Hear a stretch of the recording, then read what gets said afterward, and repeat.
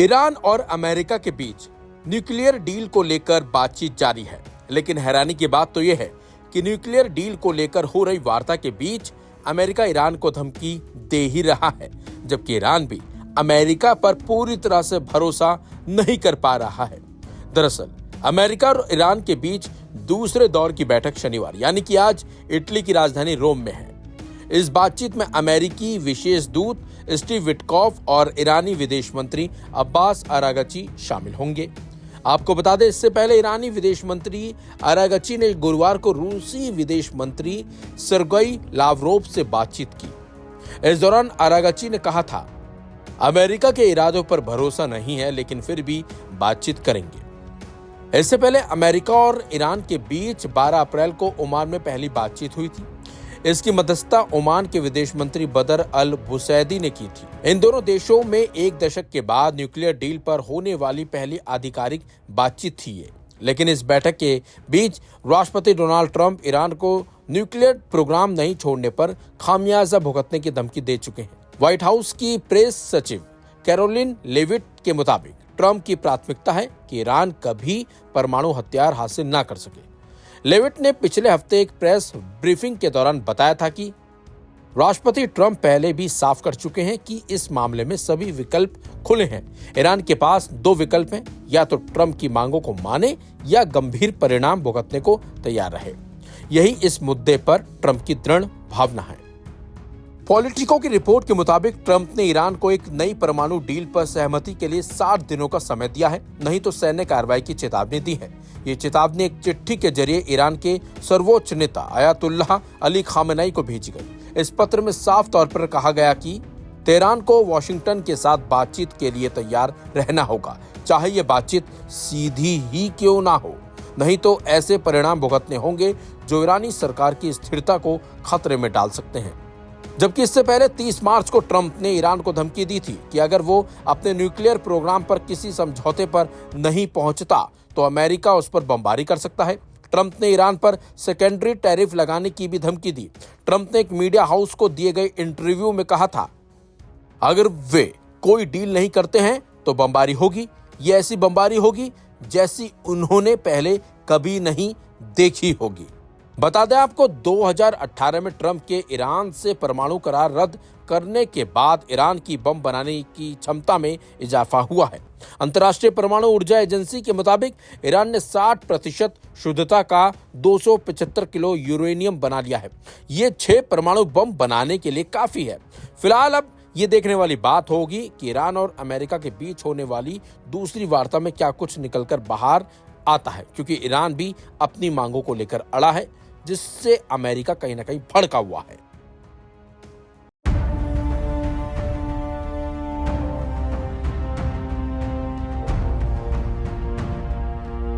Iran और America के बीच nuclear deal पर दूसरे दौर की बातचीत होने वाली है।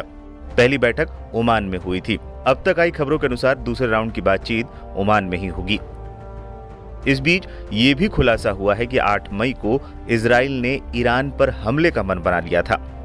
इस बात को ट्रंप ने भी कबूल कर लिया है। उन्होंने माना है कि ईरान पर इजराइल हमला करने वाला था। साथ ही साथ ट्रंप ने ईरान को एक तरह से चेतावनी भी दे दी है कि हमला टला नहीं है, लेकिन वो जल्दी नहीं करना चाहते हैं।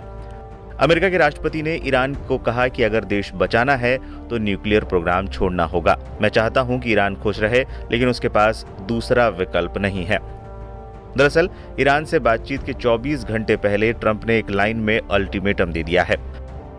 लेकिन इस बीच चर्चा शुरू हो गई है कि क्या अमेरिका सैन्य कार्रवाई करते हुए ईरान का न्यूक्लियर कार्यक्रम खत्म कर सकता है।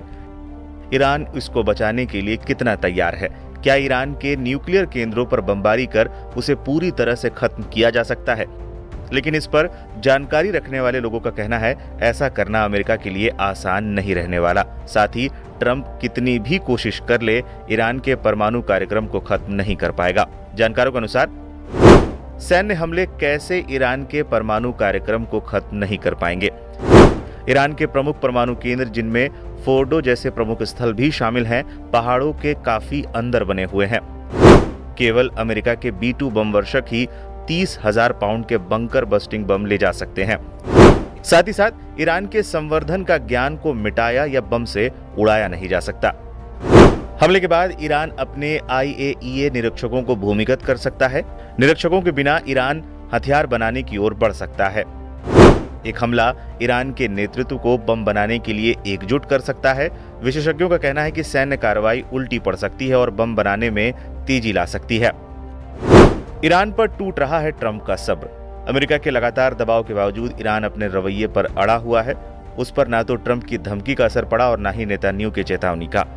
तेहरान से उठ रही यूरेनियम की तपिश अब व्हाइट हाउस की दीवारों को झुलसा रही है। ट्रंप उस आग को बुझाने की कोशिश में लगे हैं, लेकिन ईरान के विदेश मंत्री का एक बयान उस आग में घी डाल रहा है। अमेरिका की धमकियों को सिरे से नकारते हुए ईरानी विदेश मंत्री अब्बास अगाराची ने साफ कहा है कि ईरान अपने न्यूक्लियर प्रोग्राम के लिए यूरेनियम का इस्तेमाल जारी रहेगा, फिर चाहे अमेरिका कुछ भी कहे।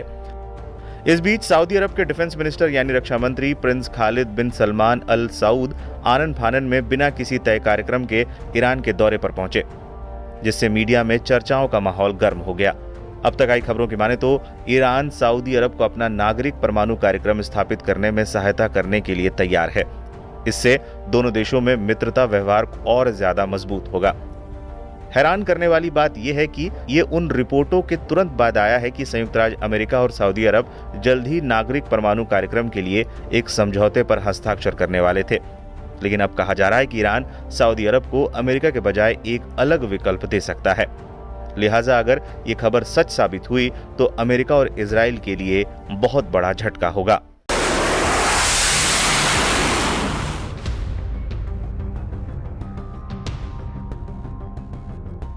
ईरान ने अमेरिका के सबसे घातक हथियार का तोड़ निकाल लिया है। इससे अमेरिका में शोक की लहर है, क्योंकि अमेरिका अपने जिस हथियार पर सीना चौड़ा करके दावा करता था, वो अब ईरान के नए करामात के आगे सूना सूना सा हो गया।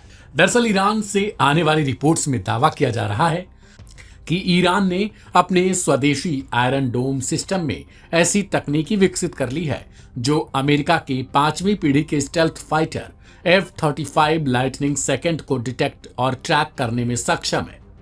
दावा किया गया है कि ईरान की स्वदेशी रूप से विकसित बावर 373 लंबी दूरी की वायु रक्षा प्रणाली अब दुनिया के उन कुछ चुनिंदा प्लेटफॉर्मों में शामिल मानी जा सकती है जो सैद्धांतिक तौर से अमेरिका के 5वीं पीढ़ी के stealth fighter F-35 lightning second को डिटेक्ट कर सकते हैं।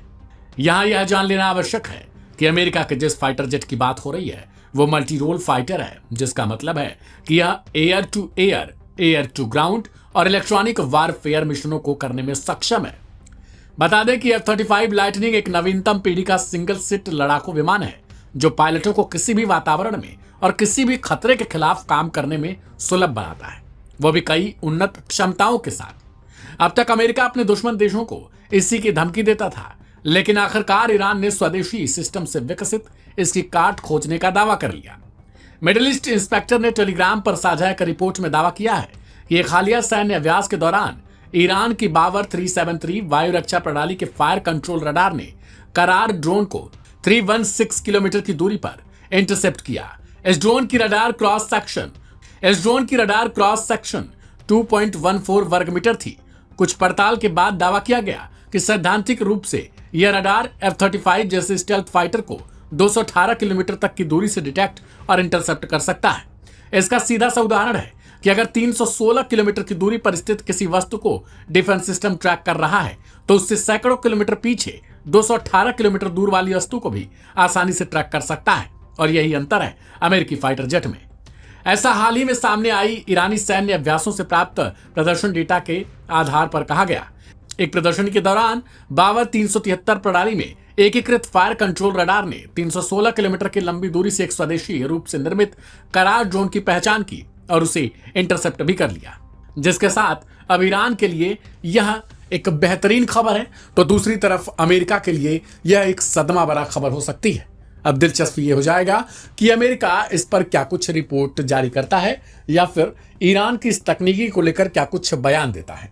फिलहाल आपको बता दें कि ईरान और अमेरिका के बीच न्यूक्लियर डील को लेकर चर्चा हो रही है, जिसमें लगातार अमेरिका ईरान पर दबाव बनाने की कोशिश कर रहा है, लेकिन ईरान ने सख्त लहजे में कह दिया है कि अब अमेरिकी दबाव कतई काम नहीं कर सकता। यानी ईरान हर चीज के लिए तैयार है, चाहे वो दो दो हाथी क्यों न करना पड़े।